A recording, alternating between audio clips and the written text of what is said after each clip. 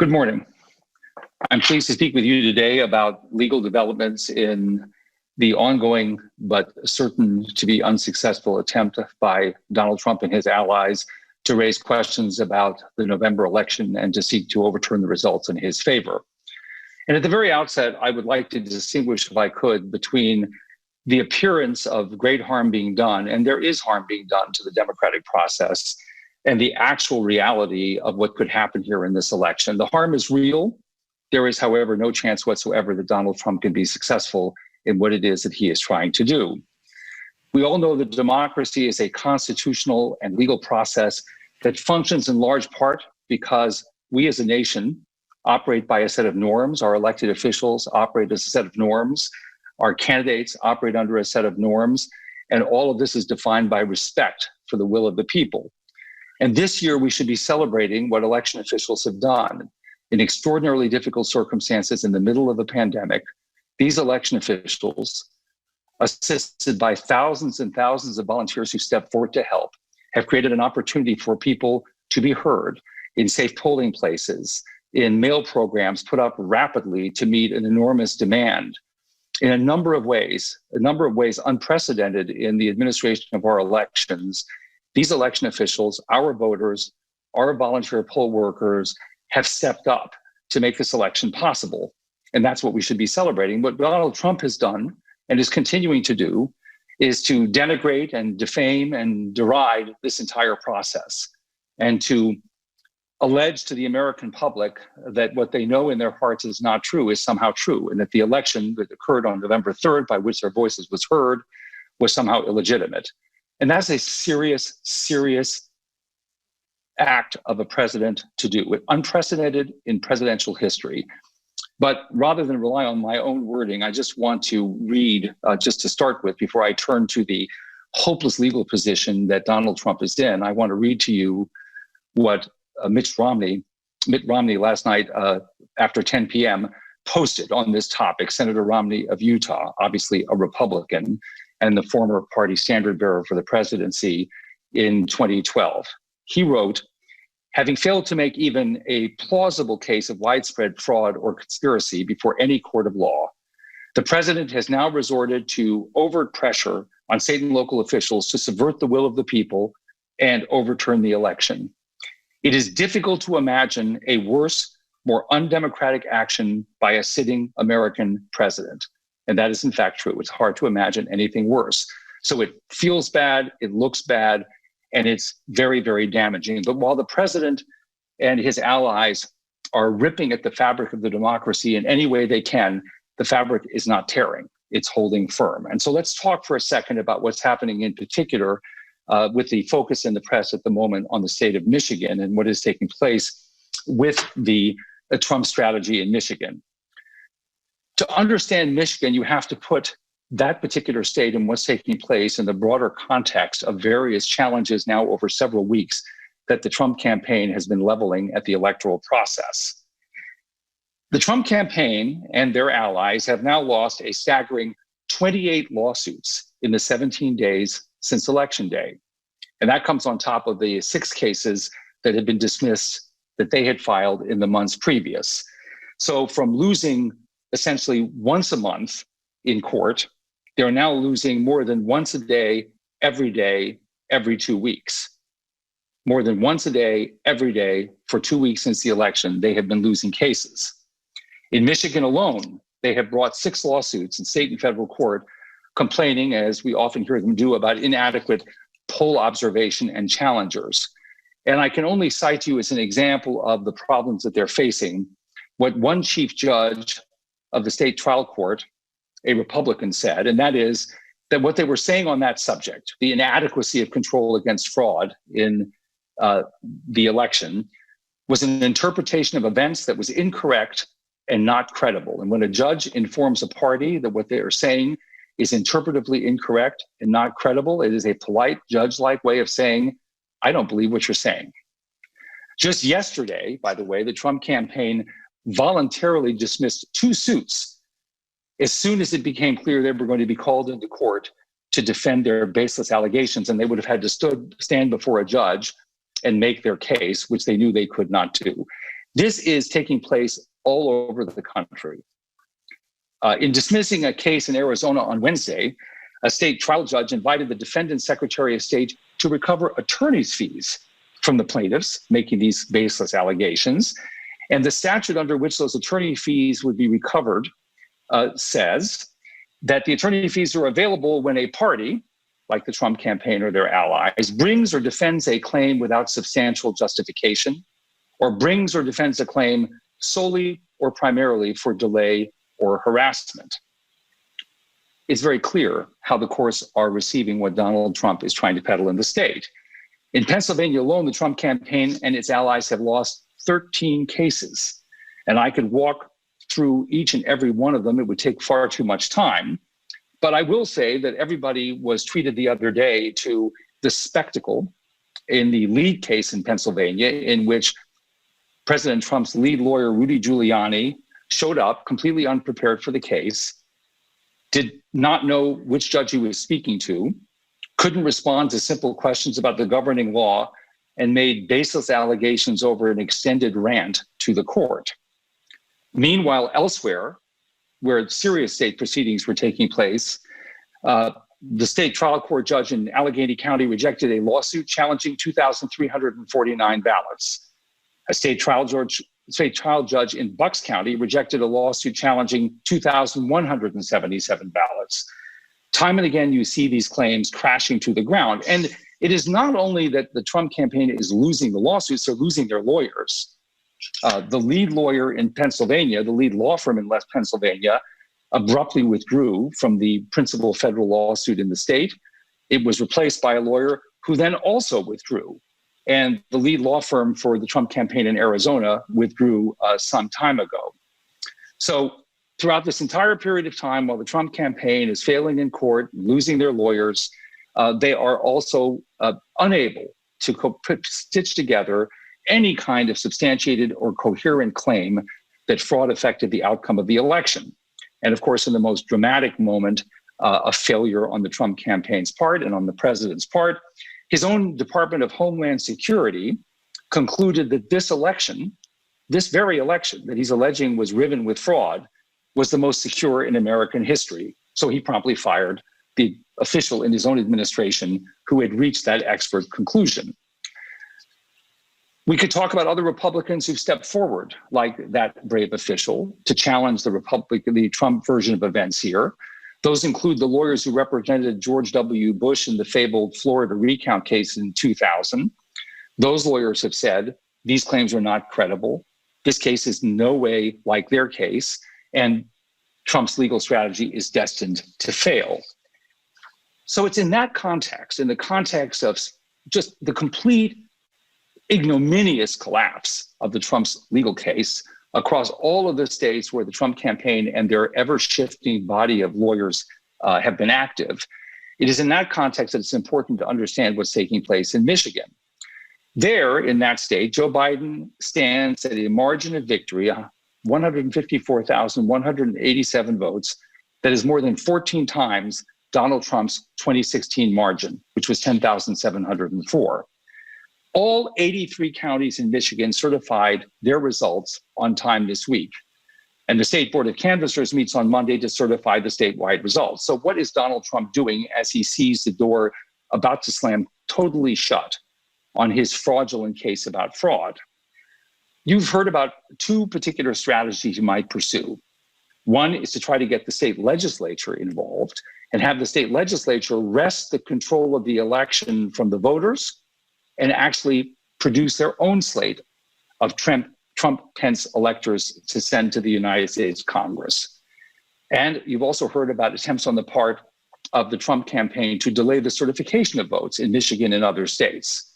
Well, let me begin here by addressing state legislative intervention and any strategy built around that. No state legislature in our country's history ever has done what Donald Trump is apparently agitating for the Michigan state legislature to do, which is to ignore the results of a popular vote election and wrest control from the voters, or attempt to wrest control from the voters, and appoint their own slate of electors to send to Washington.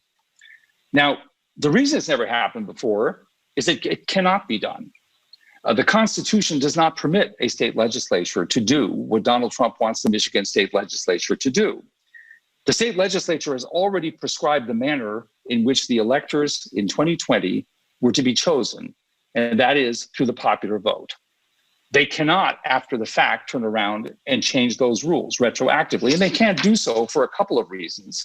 One of them is that under federal law, the date for the selection of electors was fixed November 3rd, period. End of story under federal law.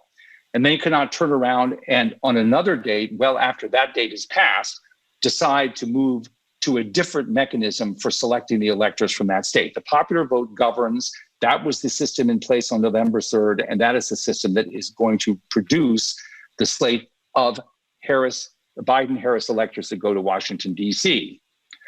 But in any event, even if they were to ignore the federal statute, disregard the fact that November 3rd is behind us, and attempt by some mechanism here in the state legislature to send Trump-Pence electors to replace the Biden-Harris electors or to compete with them before the Congress, they couldn't do that either because they would be violating the Constitution, the constitutional guarantees of the right to vote and the constitutional due process clause. And that's presumably why Republican state legislative leaders have said in Pennsylvania, as well as in Michigan, that they wouldn't do that. And the Michigan state legislative leaders who are going to Washington today are on record, having said that they're going to follow the law, and the law provides that the popular vote is to be respected in the appointment of electors who meet on December 14th to cast their votes and whose votes are counted in the Congress on January 6th. So much for state legislative intervention. Not possible, not legal, not constitutional, cannot happen. So let's talk about certification delays. There's been some question about whether or not the Trump campaign can successfully delay certifications in a way that casts some doubt over the operation of the balance of this process. But they can't do that either because state law provides deadlines for votes to be certified, and those deadlines are enforceable. All of those deadlines fall before December 14th when the electors meet to cast their votes. So the attempt to delay may be undertaken, but it won't be successful. And on the timeline in front of us, cannot stop the electors from meeting to cast the ballots that they will cast that will decide who the next president will be. And that will be Joe Biden as president and Kamala Harris as vice president. Now, I just want to note that that is the context in which the Trump campaign and Donald Trump have been attempting to challenge this election. What we've also seen as their claims collapse and as they turn to a purely political case, that the political claims they're making are bordering on the ludicrous and the absolutely comic. Anybody who wanted to treat themselves to the theater of the absurd almost certainly tuned in for the press conference attended by Rudy Giuliani, Jenna Ellis, and Sidney Powell. They held a press conference at the headquarters of the Republican National Committee. They said the election was fraudulently engineered through communist money that was funneled through Venezuela, Cuba, and likely China. They raised questions about voting machinery that's in use actually in 28 states, including states that Donald Trump won. It was an embarrassment to everybody concerned, but that's where we are. That's all the president has got at this point. One last word about recounts, and then I'll conclude. As I said in an earlier press briefing, recounts do not change the outcome of the election where the margins are where they are at the moment. Sometimes they'll move a few hundred votes here, sometimes a little bit more. There's no chance, and not over decades of experience with recounts, have recounts produced votes in a number sufficient to overcome the margin in any of these contested states. Now in Georgia, the Trump campaign, which has brought 4 lawsuits and lost all 4, wanted a statewide recount. That recount was performed and it confirmed a Biden-Harris victory. And the Republican Secretary of State, Brad Raffensperger, issued a press release yesterday and concluded that, and I quote, this Republican Secretary of State, "The audit confirmed the original result of the election, namely that Joe Biden won the presidential contest in the state of Georgia." Now in Wisconsin, as you know, the Trump campaign has also requested a recount, but targeted to only 2 heavily Democratic cities, counties, in fact, Milwaukee and Dane. Again, no hope of changing the outcome on the margin in Wisconsin. No allegations substantiated in any way to suggest that the results that have been so far reported out of those counties are not correct. And the same thing is true about an election contest that the Trump campaign has filed in Nevada. The bottom line is this, the conclusion is this, the election is over. And everybody outside of that small circle that includes Donald Trump and Jenna Ellis and Rudy Giuliani knows that the election is over. The head of the Chamber of Commerce, Tom Donahue, just recently said that Trump should not delay the transition to the presidency of Joe Biden a moment longer. Karl Rove, well-known Republican strategist, key strategist to George W. Bush, wrote an op-ed entitled "The Election Result Won't Be Overturned." And Sheldon Adelson's newspaper, the Las Vegas Review-Journal, on November 11th, and I mentioned Adelson is one of Donald Trump's most ardent supporters, who through October 14th of this election year had already spent $183 million to elect Donald Trump and other Republican candidates. His newspaper said that the president was doing a disservice to voters by insisting that he won the November 3rd election and was the victim of fraud. Quote, "That's simply false," unquote.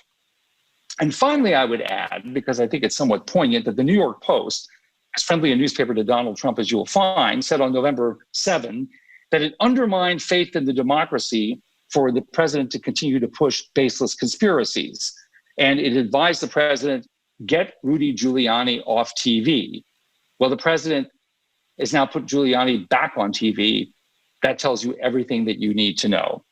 So harm to the democracy through the unprecedented actions of this feckless this feckless president who has defamed the voters, defamed election officials, and made a series of increasingly extraordinary statements and unsubstantiated statements about fraud in this election. Yes, that's harmful to the democracy. Chance of success? Absolutely zero. So thank you for your attention, and I'm glad to take a few questions. Hey, Bob, this is Mike Scheer. Can you hear me? Yes, of course. Okay, thanks for doing this. So, two quick questions. One, does what the president is doing today by inviting the Michigan legislators to the White House, how much does that concern you? Is it illegal? Do you think it's improper? How serious do you think of a threat that kind of political arm twisting is? And your comments suggest that you feel like the rest of the world outside the bubble of Washington has kind of moved on. Understanding that the election is over. If that's true, what is it that Joe Biden can do to take advantage of that in this moment, and to take advantage of, what from over the next 60 days or so, what does he need to do to be able to move forward politically and policy wise, taking advantage of the fact that world leaders and other people outside of the Trump circle have concluded that it's over too? How can he seize that opportunity? Well, let me answer your first question. Am I concerned about Donald Trump's conduct in calling legislative leaders to Washington? Of course. It's an abuse of office. It's an open attempt to intimidate election officials. It's absolutely appalling. Actually, in the context of all these losses and the record of failure that I just described, it's also pathetic. But having said all of that, it will be unsuccessful. And so it's a classic example, or maybe I'll just say it's a good example of what I was saying at the beginning and have tried to say throughout, which is, on the one hand, this is really very harmful to the democratic process and it naturally troubles people a great deal. On the other hand, it's doomed to failure. There's nothing that I can imagine that is more beneath the president of the United States than to be haranguing officials, local officials in the case of Wayne County in Michigan, state level officials in this case, to try to at least give people the impression that there's a possibility that he will still win the election. It's beyond him. This kind of pressure, this raw political pressure, is obviously outrageous. But as I said, it's also pathetic because it cannot be successful. Your second question calls on me to speak a little bit outside of my field of expertise, my remit. But I will only say this. You've seen over the last several days Donald Trump hold up in the White House consulting with people like Rudy Giuliani and, basically hatching conspiracy theories about Venezuela and China. And you've seen President-elect Biden meeting on a bipartisan basis with governors, addressing the public health emergency, and acting like the president-elect that he is and the president that he soon will be. Thank you. Certainly. Hi, it's Jennifer Rubin. Thanks for doing this. Just to follow up briefly on Michael's question, is what the president is doing and what allegedly happened with Senators Lindsey Graham illegal? And should there be any kind of investigation? And secondly, could you talk a little bit about the attempt apparently to disenfranchise, in particular, African-American voters? I believe Mr. Giuliani the other day said that if you just left out Wayne County, they would win Michigan. Yes. Well, let me answer the second one first, and I'll go to the first one. The targeting of the African-American community is not subtle.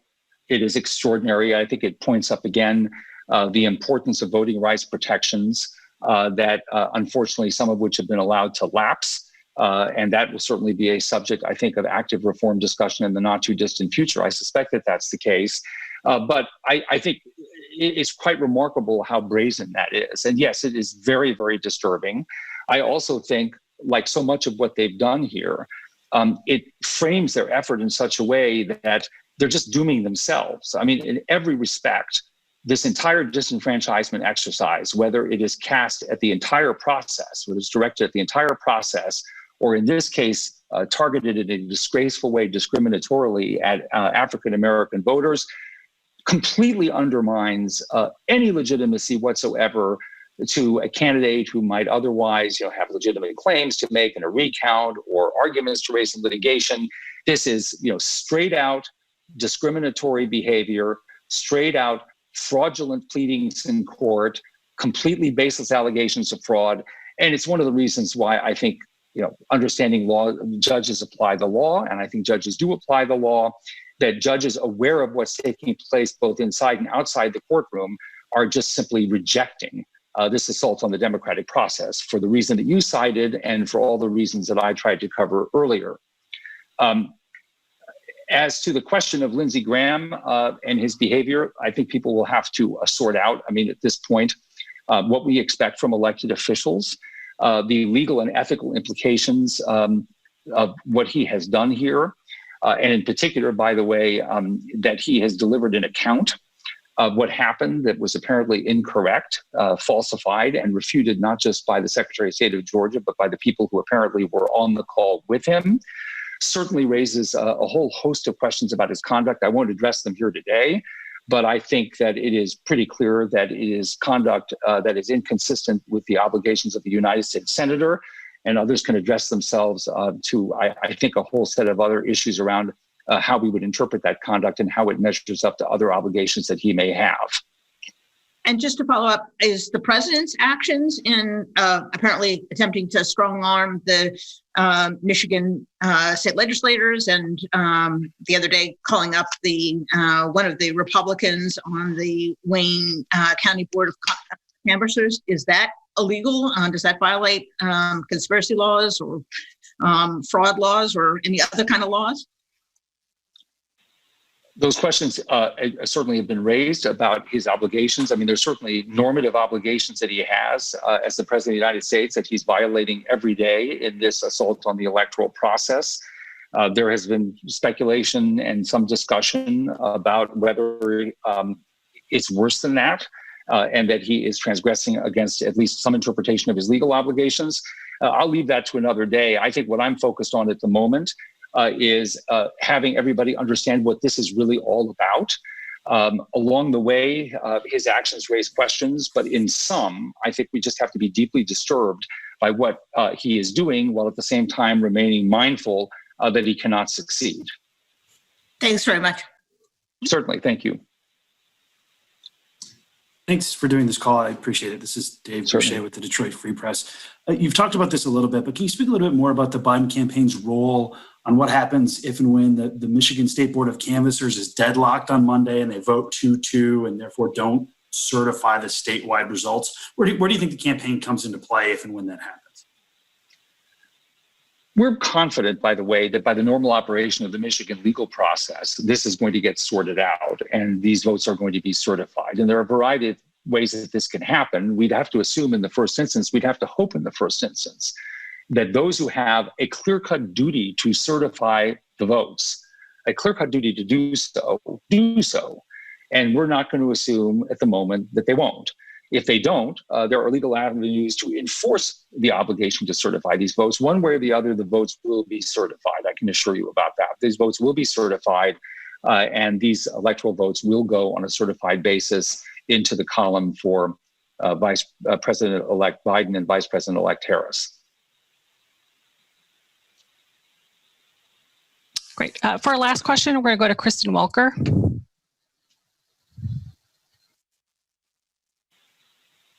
Hey guys, I'm so sorry. Kristen stepped away. This is Amanda Golden with NBC. The question we had was just at what point, if the GSA does not move forward with ascertainment, at what point do you start to take legal action? Say you get to January 19th. At what point is it becoming too late?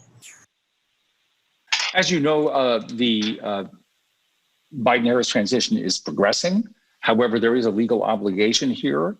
And you probably know that yesterday or last night, the House of Representatives leadership with oversight and appropriations responsibility for the GSA joined, by the way, a previous statement from a large number of United States senators that they expect an accounting for the reasons for this ascertainment not having been made. It's clear it should have been made. It is clear it is a requirement of the law. And the expectation is that it will be satisfied.